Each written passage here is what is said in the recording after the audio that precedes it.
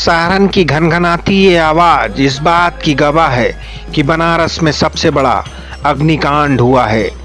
बनारस के railway cantt railway station की parking में भीषण आग लग गई।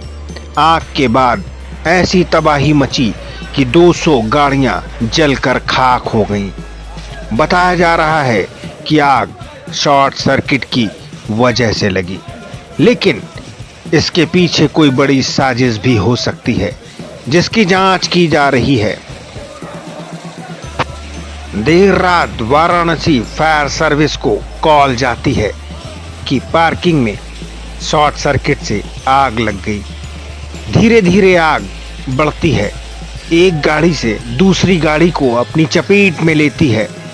चंद ही मिनटों के भीतर आग की लपटें इतनी भीषण हो गई कि पार्किंग में खड़ी सभी दोपहिया वाहन जलकर राख होने लगे।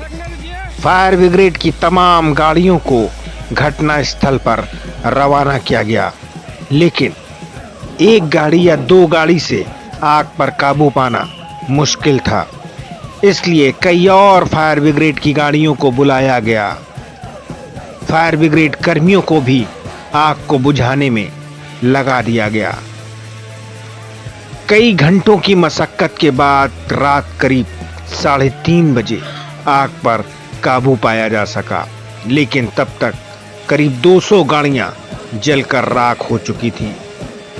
हालांकि पुलिस वालों ने और फायर सर्विस के लोगों ने कई गाड़ियों को जलने से बचा भी लिया, नहीं तो गाड़ियों की आग का सिलसिला और देर तक चलता रहता और कई और गाड़ियां जलकर राख हो चुकी होती। लेकिन बनारस रेलवे कैंट स्टेशन पर हुए इस हादसे ने कई सवाल खड़े कर दिए हैं। सवाल रेलवे डिपार्टमेंट की उस लापरवाही पर है, जिसमें सैकड़ों गाड़ियां जलती रहीं और उन्हें बुझाया नहीं जा सका, यानी शुरुआती आग पर काबू नहीं पाया जा सका। तो क्या माना जाए कि वहां पर ऐसे कोई इंतजाम नहीं थे कि अगर आग लग जाए तो उस पर काबू पाया जा सके। सवाल ये भी है कि ये महज एक हादसा है या फिर कोई बड़ी साजिश, जिसके तहत पार्किंग में खड़ी गाड़ियों को आग के हवाले किया गया। हालांकि इन सवालों के जवाब जांच पूरी होने के बाद ही सामने आ सकेंगे। बनारस में हुए इस अग्निकांड को कतई हल्के में नहीं लिया जा सकता, क्योंकि वाराणसी उस शख्स का संसदीय क्षेत्र है जो पूरे देश को चला रहे हैं। ऐसे में स्थानीय प्रशासन की जिम्मेदारी और भी ज़्यादा बढ़ जाती है।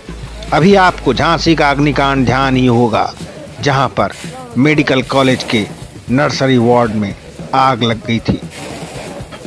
नर्सरी के आईसीयू में तमाम बच्चे जिंदा जलकर मर गए थे। हालांकि उस कांड में भी कार्रवाई हुई है, लेकिन ऐसी नहीं जिसे नज़ीर माना जाए। बस बनारस की आग में इतना जरूर कहेंगे कि शुक्र है कि किसी की जान नहीं गई, कोई हताहत नहीं हुआ, लेकिन नुकसान बहुत बड़ा हुआ है।